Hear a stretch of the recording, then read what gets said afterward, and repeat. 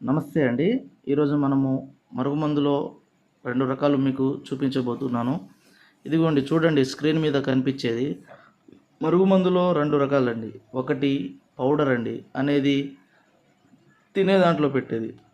చికెన్‌లో గానీ, మటన్‌లో గానీ, కూల్ డ్రింక్స్‌లో గానీ, కాఫీలో గానీ, ఆమ్లెట్‌లో గానీ, స్వీట్‌లలో గానీ దేంట్లో అయినా కలిపి పెట్టొచ్చు. చూడండి ఈ పౌడర్ ఇలా ఉంటది. ఇది తినే దాంట్లో పెట్టేది.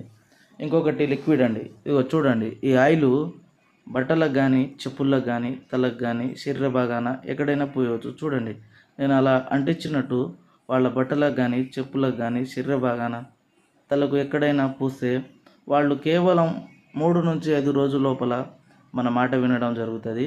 అసలు ఈ మరుగుమందు ఎందుకు పెట్టవలసి వస్తదంటే, అనేక సమస్యలతో బాధపడుతున్నవారు, భార్యాభర్తల సమస్యలతో బాధపడుతున్నవారు, ప్రేమికుల సమస్యలతో బాధపడుతున్నవారు, ఇంట్లో పిల్లల సమస్యలతో బాధపడుతున్నవారు, అత్త కోడళ్ళ సమస్యలతో బాధపడుతున్నారు. అన్ని బాధలకి ఈ మరుగుమందు